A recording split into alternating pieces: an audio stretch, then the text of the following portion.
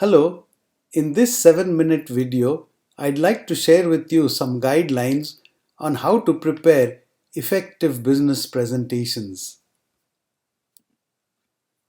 An effective business presentation is one that helps you engage with the audience, get your message across, and motivates them to take some action. The action you wish your audience to take may be approval of your presentation, or a change in attitude, or a commitment to follow through on your recommendations. Business presentations are intended to be persuasive, not pure entertainment, although a dash of entertainment cannot hurt. The first step in preparing an effective presentation is to research your audience. Remember, your audience has sacrificed some of their precious time to come to you and listen to your presentation. So you need to follow these 5 W's in researching your audience. First of all, who are they? What is their role and purpose in attending your presentation? What is the power distribution between you as the presenter and the audience? Next, what do they hope to learn? If you know this, you can make your message more to their liking.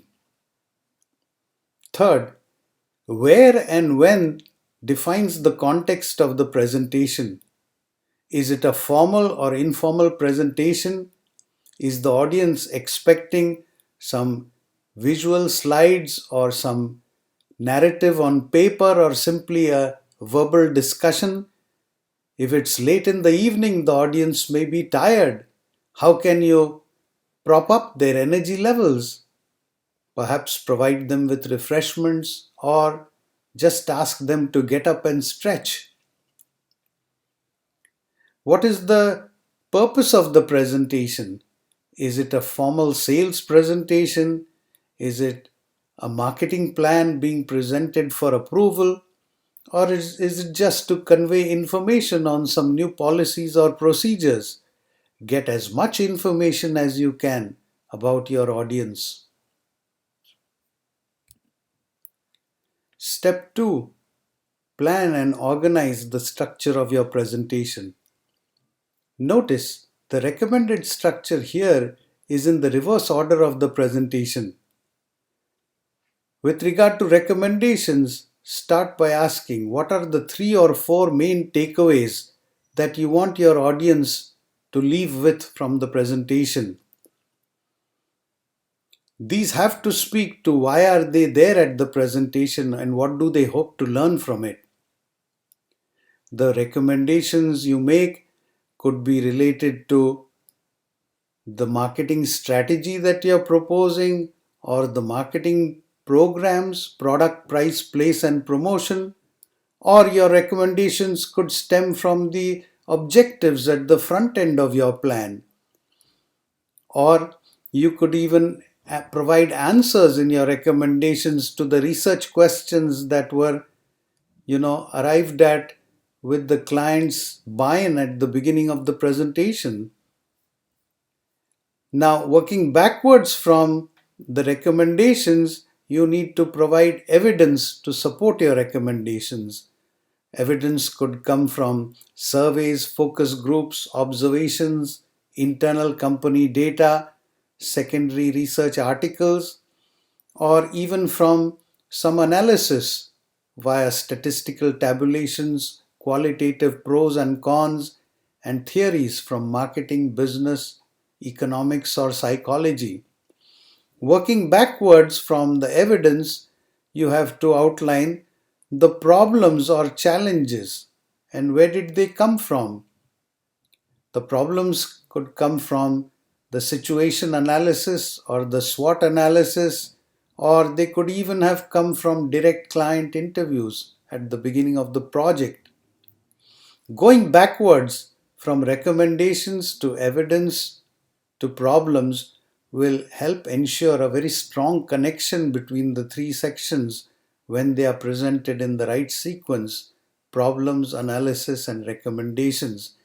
And when you have a strong link between these 3 sections, the whole presentation is more persuasive.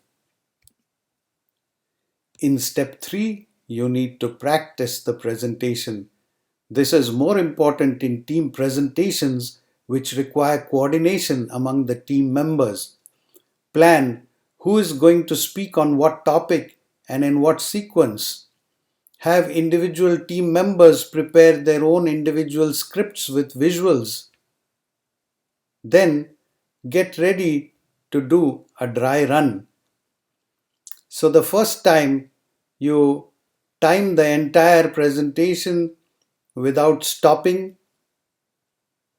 Then later you provide some feedback to each other, some suggestions for how to improve the individual scripts and perhaps fix the typos and things of that kind. Now, if the dry run time runs over the allocated time limit, then you need to pare it back and give individual time targets to each presenter to stay within the allocated time.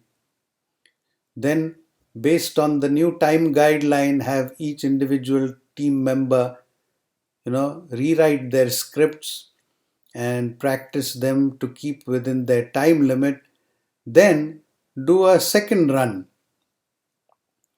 And this time, when you time the whole presentation, you need to ensure it is within the allocated time limit.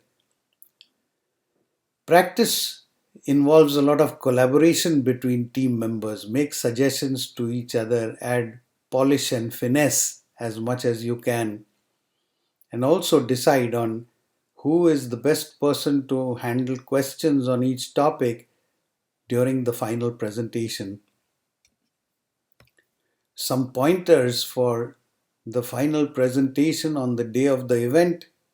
First, make sure that all the technology that you'll be using has been tested and works properly. Get there early, get comfortable with the room or the online platform, and make sure again you're comfortable with everything. There may be a little bit of nervousness going around the team. Support each other, stay positive and stay focused, and then give the presentation your final best shot. Remember, the Q&A can be a huge opportunity to impress your audience because you're providing unprepared answers to spontaneous questions. Above all, have fun and good luck with your presentations.